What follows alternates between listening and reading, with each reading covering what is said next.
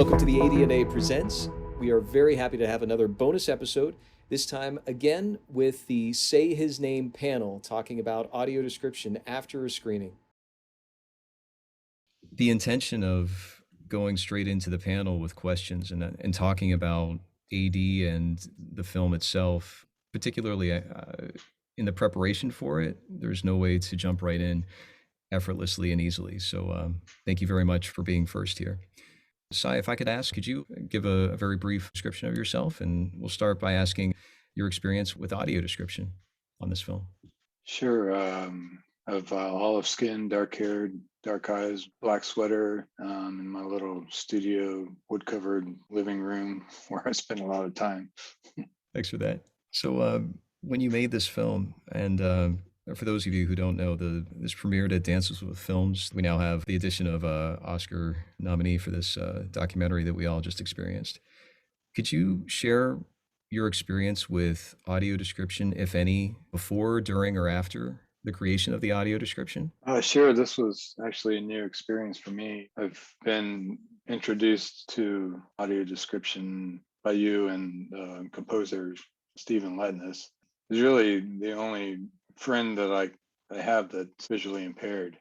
So it's been a learning experience just being with him throughout the past several years that we've been sort of collaborating on different projects together, and kind of opened up my eyes to a different world that I didn't really have experienced before, and like the daily challenges. And as far as the audio description, I think you just reached out to me asking if I'd be interested in partnering with you and trying to get some acknowledgement for this service, and spread the word a little bit about what you all do and how important it is for filmmakers to partake in the service.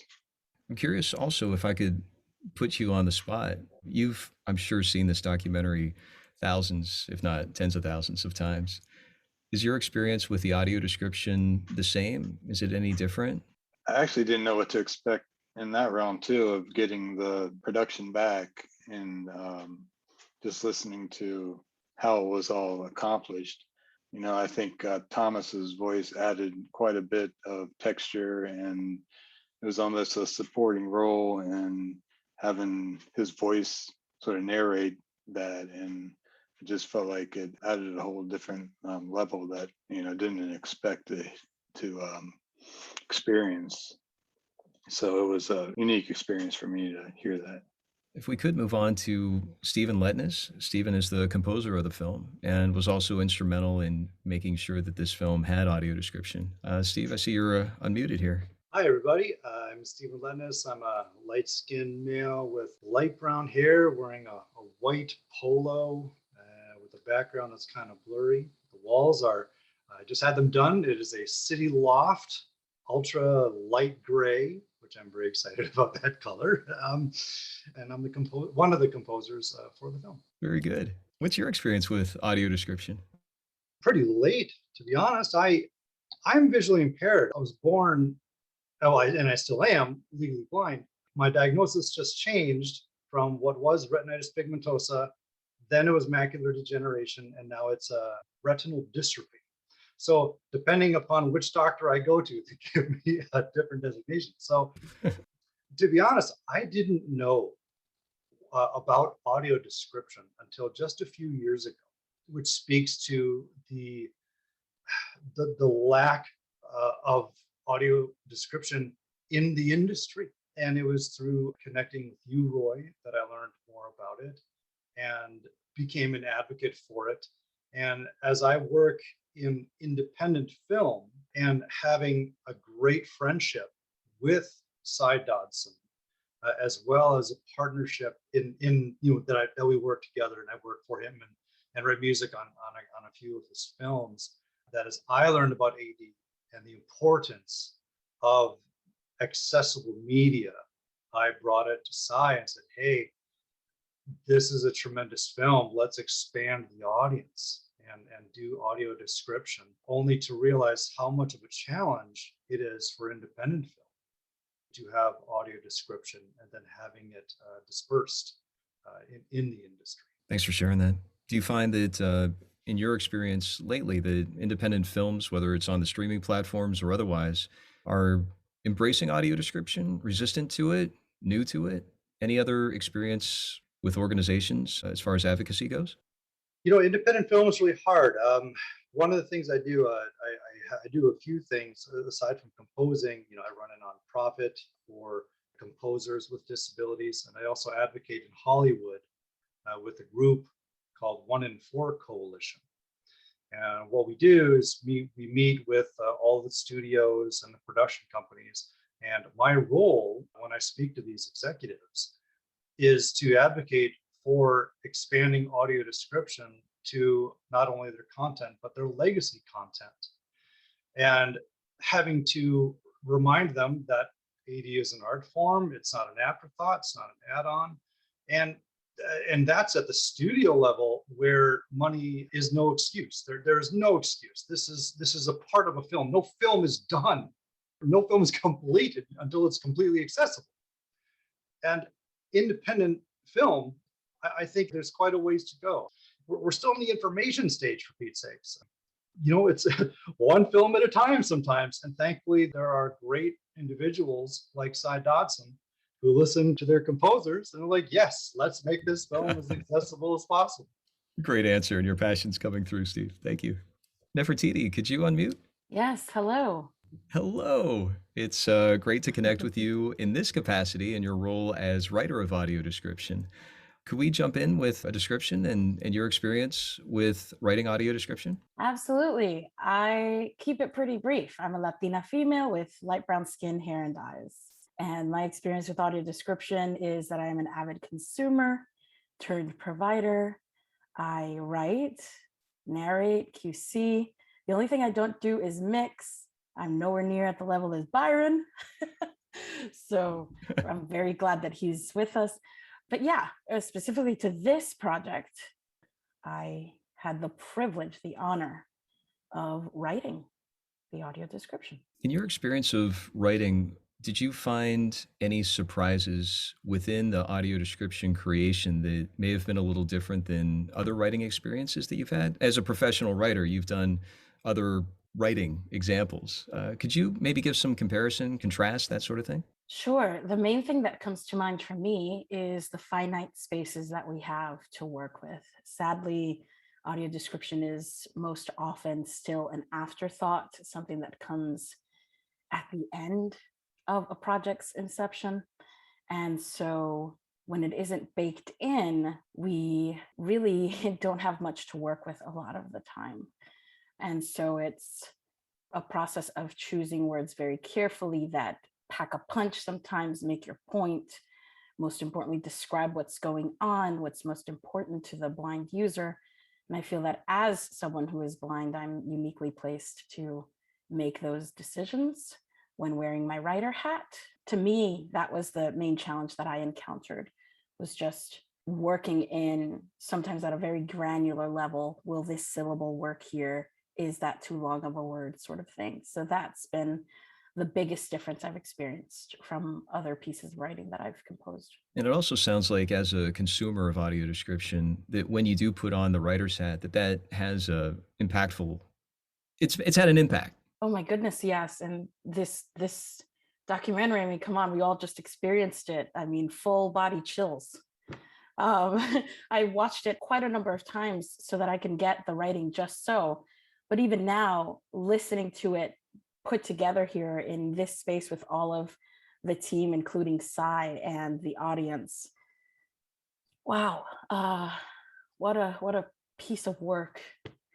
So bringing that sort of emotional space to it and bringing my perspective of a woman of color to it. And again, keeping it professional, right? And keeping to the vision of the director was really rewarding. It's a good experience. I'm so sorry. I kind of forgot your question. It was you're answering it. So let's do a follow-up, because one of the things that I find fascinating about your answer is that here just a few minutes ago, the director was talking about the impact of the audio description on his own film and the experience that he had, and you contributed to that. I'm curious if you could talk a little bit about your leadership in the writing side as far as, you address the timing, the word choice, and the decisions. But also I'd like to find out about is maybe some experiences that you've had specifically with this film, if you're comfortable talking about anything as a leader in this among other blind writers. Wow. Well, the first thing I'll say is that there are other blind writers in this space and very talented folks as well. So I feel like I'm in good company. And wow, I'm not quite sure how to answer your question. Yeah. I was just going to say I feel uniquely placed as a quote unquote trailblazer, but I know there are some people who came before me, and hopefully there will be people after me as well. But where I am in my career in the audio description art form, this has been the best and most impactful project I've worked on to date. Thanks for sharing that. And you've definitely modeled what audio description excellence is as far as the writing goes. So thank you for your contribution. Thank you so much. Thomas, if I could Yes, put sir. you on the spot, your name has come up a few times already in the panel. Could you talk about your experience in AD in general and specifically on this project? Yeah, sure. So I'm Thomas Reed. I'm a brown-skinned black man with a clean-shaven bald head and a beard and shades. And I'm in my vocal booth. My experience with AD, yeah, it goes back to when I became blind about 18 years ago. Pretty soon after that, when I learned that, hey, I need AD.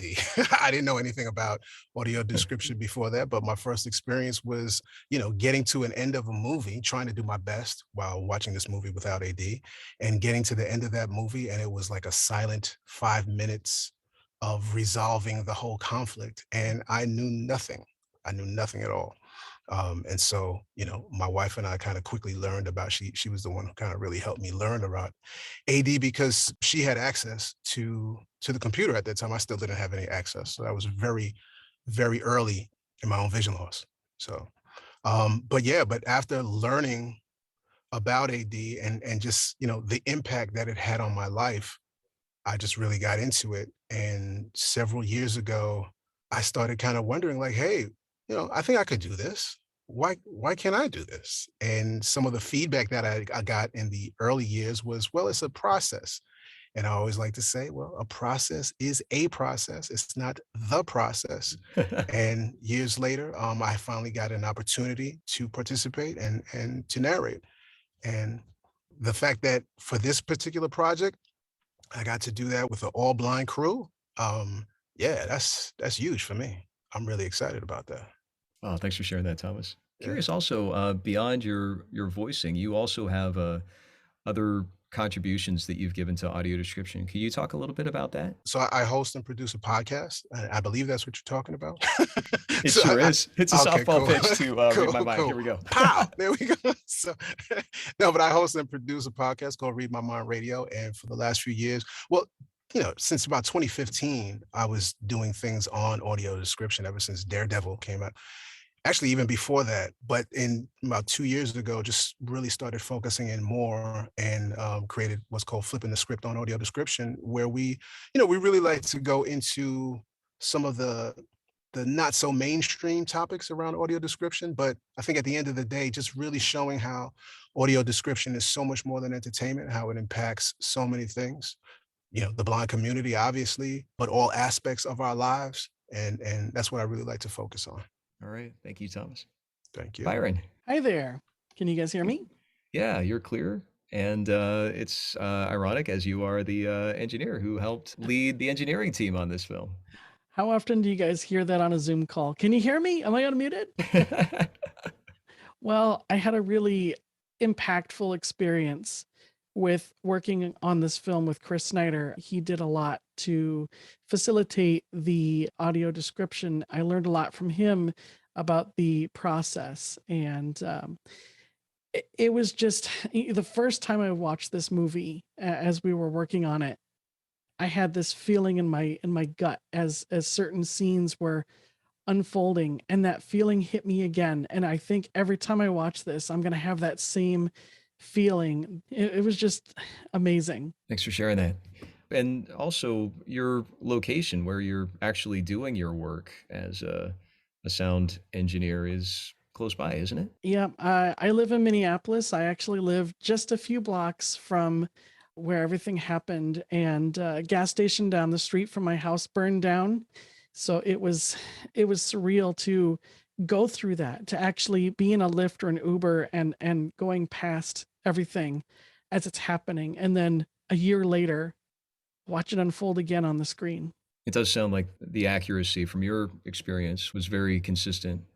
Is that, Yeah. would you agree with I, that? I don't even want to know how many hours of footage Sai has that didn't get used because the pieces that he chose were just so impactful. And I'm sure there's material that was just as impactful and it just didn't make it to the final cut. But I bet you got hours of stuff. And finally, Byron, when it comes to the audio description, as far as the sound goes, because you and Chris did do things. Is there something that you might be able to share to maybe someone who doesn't know what an engineer does? Sure. Audio description is a very fickle thing. You have to be very careful to make sure that the dialogue and the music and the background sounds and all of the things that make the movie so impactful. You don't want to bury that under the audio description. You have to let that stuff come through, but you also want to make sure the voice is clear and audible and front and center so that things don't get missed.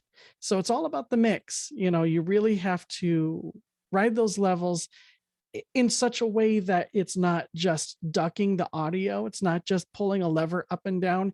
It's really listening to the audio and trying to make it as if the audio description is every bit as part of the movie as everything else. You really don't want it to be super obvious that this was something that was added on top. It needs to feel like it was baked in from the very beginning. And so that's what Chris and I did. We were very conscious of making sure that the mix was right. Thanks for sharing that. And I'm going to make a leap of an assumption that you also are a consumer of audio description and know when it's working for you and when it isn't. Has that had any impact on your work professionally?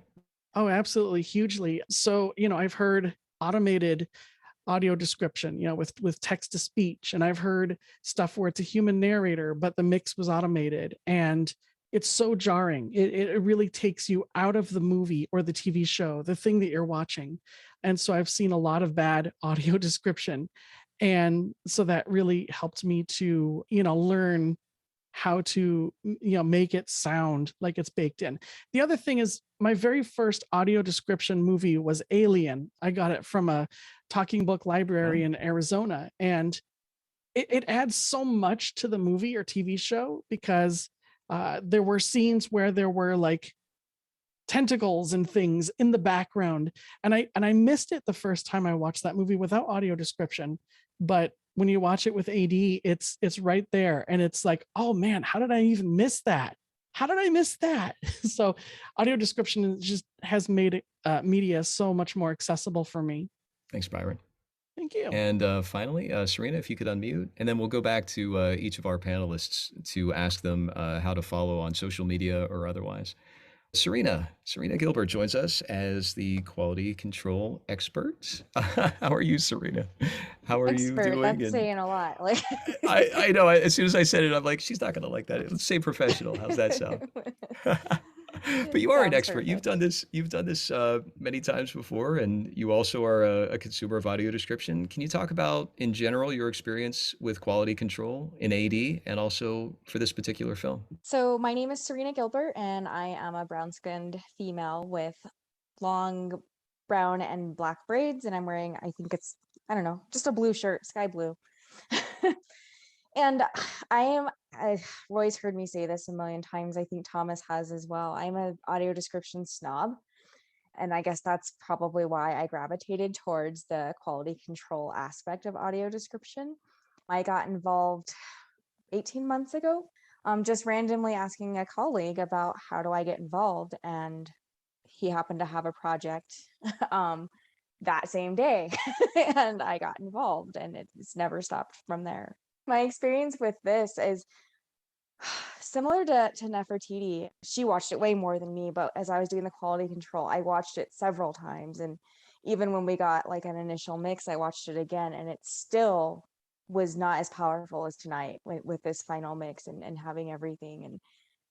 And I mean, I had my favorite parts in the script, but they just came to life even more watching it again tonight. If you look at your experience in quality control, there may be some assumptions that it's just a little thing at the end, just flipping through some pages and stamping it and saying you're done. Obviously, you've said that you were involved with Nefertiti, the writer, which is even before the voice was recorded or the mix was done.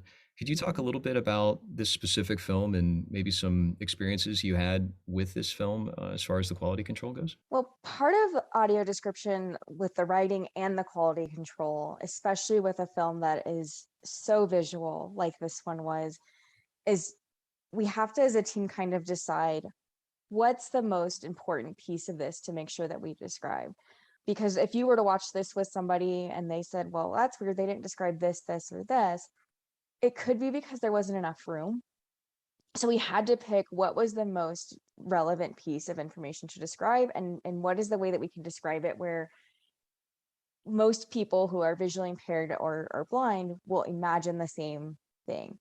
And there were a few parts in the script where we really had to work together and talk through, okay, here's what I imagine when the way this is written. Is that what's going on? Oh no, this isn't what's happening. This is what's happening. We had to really work through, okay, how do we shape this and put these words together so that everyone has the same reasonable piece. As an example, I think it was one of the aerial shot. Gosh, like Roy and Nefertiti, we talked through that for probably an hour to get 3 sentences to get it perfect. And it's not just proofreading or just flipping through. It is fine tooth comb, white glove. Like it is looking at what words were chosen. Did we choose a really long, fancy word when we could have gotten the same effect with this word that more people would know what we were trying to say? It's those sorts of things. And Nefertiti made it so easy. Her script was beautiful from the very beginning.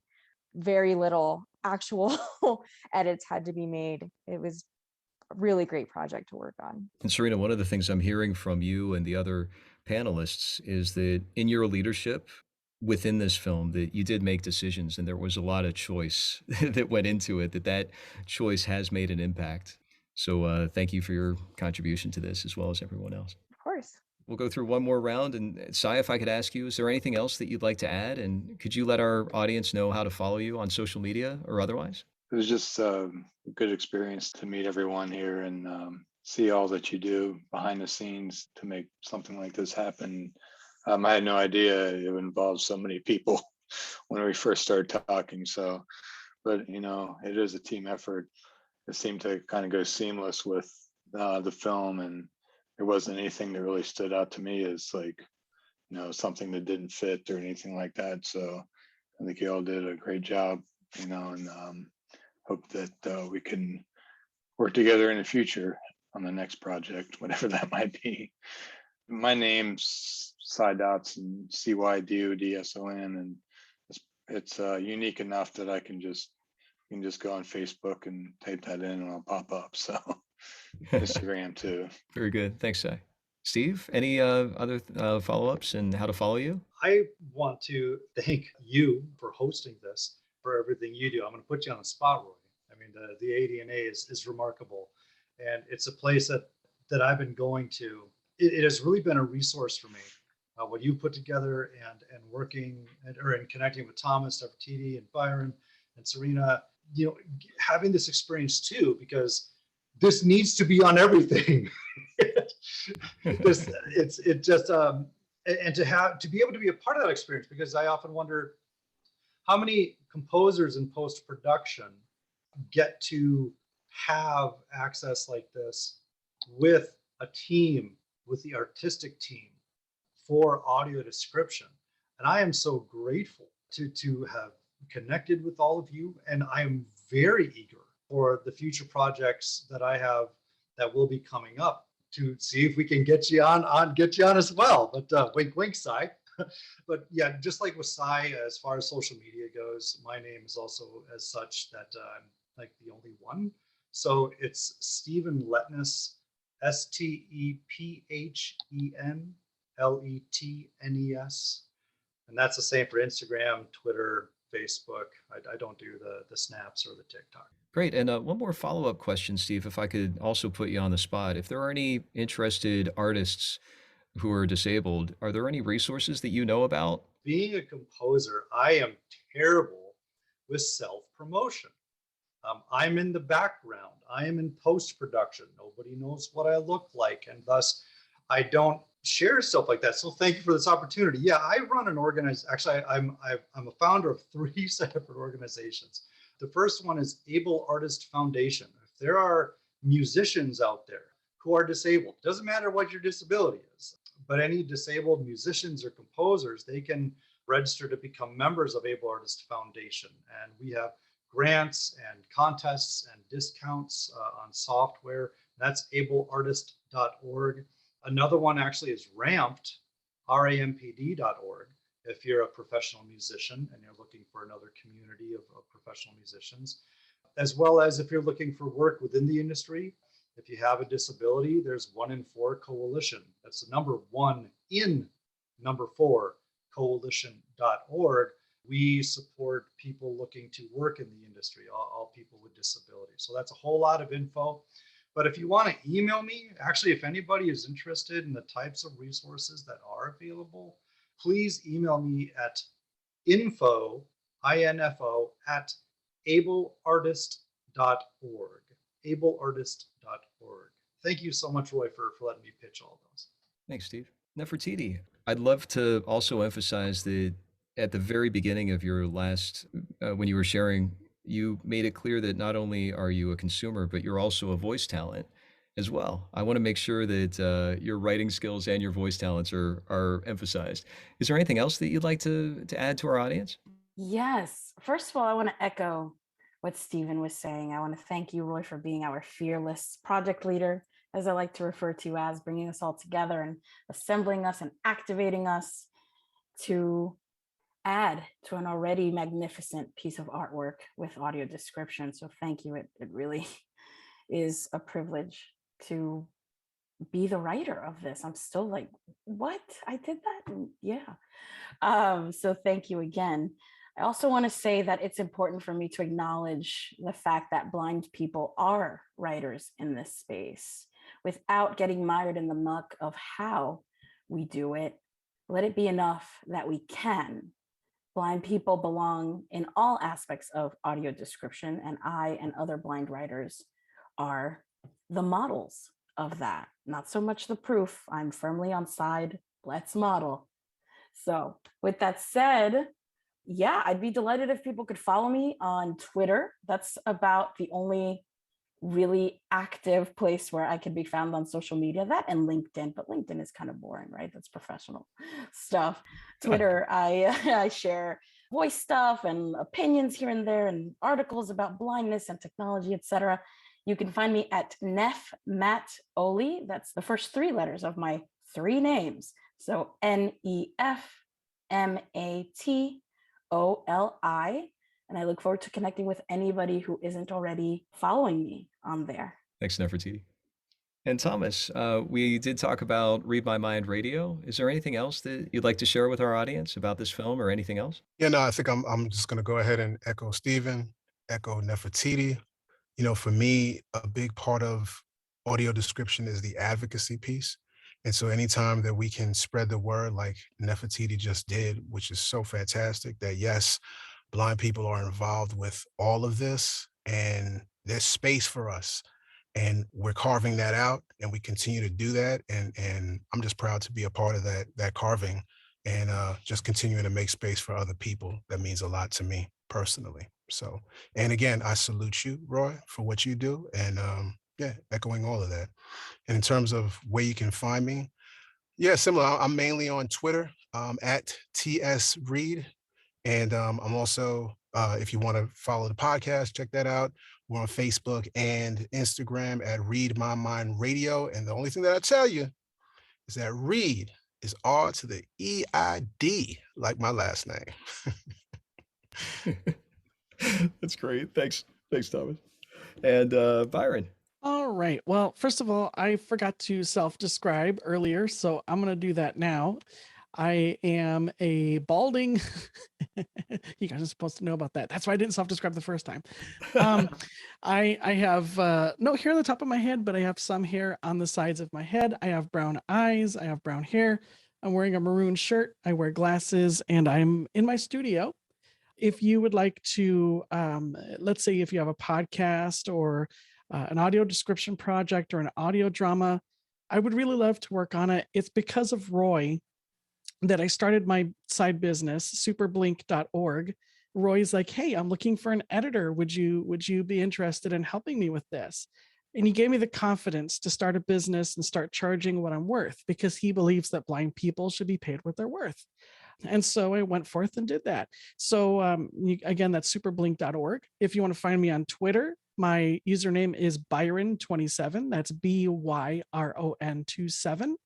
And I'm also fairly active on Facebook if you search for Byron Lee. And I'm the one that's in Minneapolis and is an assistive technology specialist. And if you can see, there's a photo of me leaning up against my very own 1980s payphone that's hanging in my living room. Adorable. I know, right? Thanks so much, Byron. Serena? Byron, you're making me laugh hard. Thank you. So it's funny because I since Byron took the opportunity to give voice and credit, I'm going to do the same. The colleague that I discussed earlier was in fact the Mr. Samuelson over there. I didn't know. I know Roy is very humble, so I didn't know how you feel about it. But I'm going to call you out. Roy's responsible for getting a lot of us getting paid what we're worth, and that's important. We are not volunteers. We are not somebody to just ask questions every once in a while. We are professionals, and I really appreciate that advocacy that's happening. Thanks very much, Serena.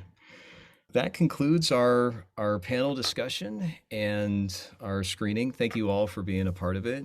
Just a very short word for Kevin's Way, that this film at the very beginning has Kevin's Way tone to it. Kevin's Way is a quality standard of excellence that you can know that you're in good hands when it comes to the audio description. It's an identifier that blind people and sighted people can know right away that it's a good housekeeping seal of approval, so to speak. So thank you for being a part of this. And to all of you who have given of your time and experienced this film, please spread the word. Please let people know not only about this film, but also about your experience with the AD, and particularly about your experience with the professionals who handled this particular project with such care and dedication, professionalism, and quality. Thank you all very much for joining us.